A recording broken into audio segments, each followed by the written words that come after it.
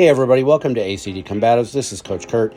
If you watch my channel, you know that I teach Taiho Jutsu, the modern police concepts method, that I have a strong background in Kaji Kembo, Hapkido, got my black belt in Hapkido and Taiho Jutsu. I cross-train in Brazilian Jiu-Jitsu. In short, I am always on the hunt for the perfect combination of martial arts systems and styles. And if you do martial arts and you do it for self-defense, you know that there is no one perfect system or style. So I'm always looking to combine. We are going to talk about Silat. I've just recently started training Silat. If you are not familiar with Silat, Silat is an Indonesian martial art. I noticed right away that Silat was going to work really well with my background in Hapkido, my cross-training in Brazilian Jiu-Jitsu, a lot of the takedown range, grappling range, clinch range. Yeah, the Silat is very comfortable and works in that range extensively well.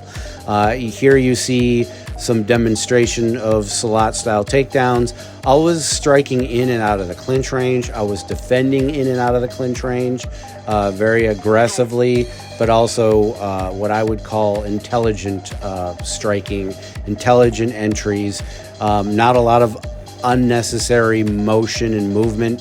I instantly realized it would be that missing link I needed for Jiu-Jitsu. Now, if you are like me and you study Brazilian Jiu-Jitsu, it's hard to find a Brazilian Jiu-Jitsu school that focuses on self-defense. I have to do a lot of the translation myself. As far as something we might be working on in Jiu-Jitsu, I'm like, okay, that's great, but it has kind of too much of a sport feel to it, and that's fine. You should still study these things, but I have to be able to translate that and work that into a self-defense or a combatives scenario. Silat works extremely well in that range. As you can see, not a lot of unnecessary motion. Everything serves a purpose. Striking and defending the strike and going into the clinch range for the takedown. Now, Silat does a lot because it has it's a warrior's art. It was designed for combat. It was very heavy with blade and stick and machete and that kind of very Filipino martial arts like in that regard. But they go way deeper down the rabbit hole with the trips and the takedowns and the empty hand as well, more so than a lot of Filipino systems. And I instantly fell in love with it. I've only been doing it a short time. Here you see on screen Sports Silat. Now, it's got some weird rules. They don't punch or kick to the head. They can only grab for the takedown with one hand.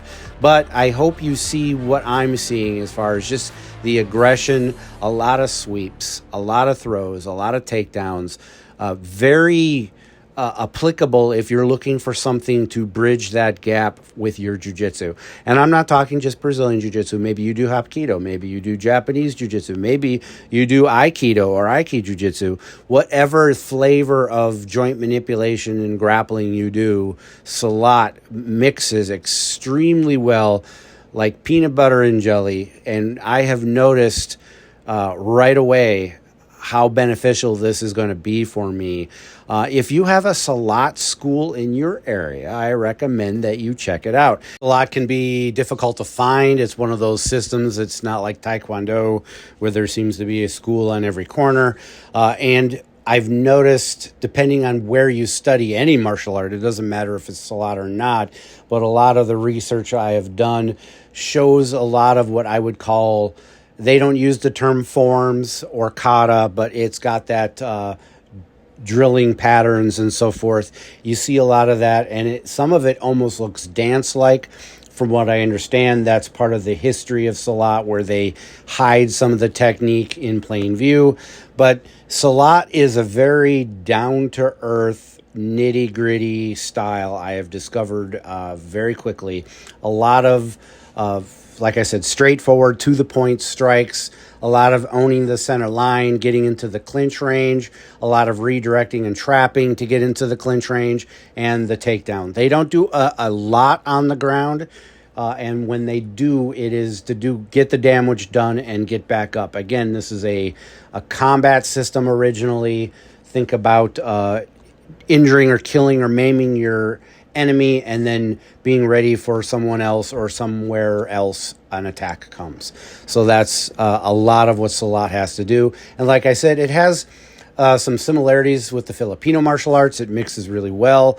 I haven't had a massive amount of exposure with the Filipino martial arts. I've cross-trained at some schools, but I have noticed that Silat, at least from my very limited influence, goes deeper down the rabbit hole with the empty hand techniques, and I think maybe weighs heavier on the knife than the stick, but they definitely do stick, they definitely do knife, machete, what have you. There's a lot of weapons in Silat that are very different from any other weapons that you will see in any martial art. The Indonesian weapons are very beautiful and interesting, but it's the empty hand and the knife stuff that I am most interested in. Again, it's important to say that Silat does a lot of like finish the fight quick and with a lot of hate and discontent, where they'll take the person down and they might drop knees down on the head, or they might fish hook somebody in the eyeball or the cheek to get them down, or literally grab the ear to yank you down,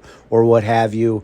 Those are things that you can do in real life if you have to. You have to be objectively reasonable in your use of force in the modern world, so you have to take that in consideration. And I've had that conversation with my instructor. Listen, I definitely want to learn the whole system, but these are things that I'm probably not going to do in real life. And if it's got to that point, then it's a real bad situation that I'm in.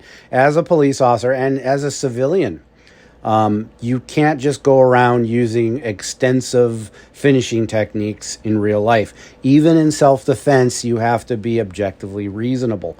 I have entire videos on that.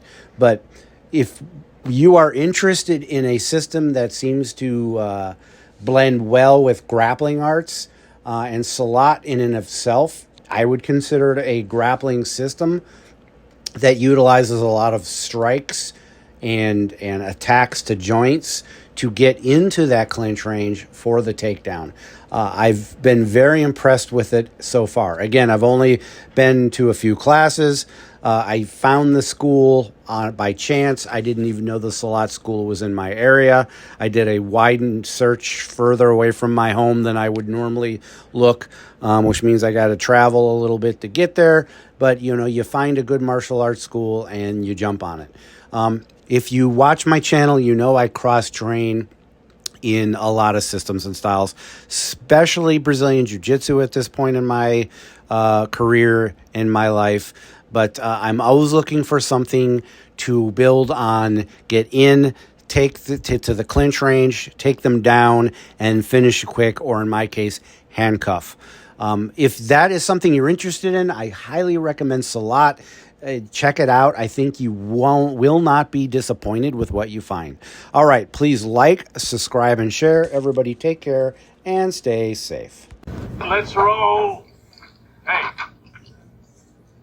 let's be careful out.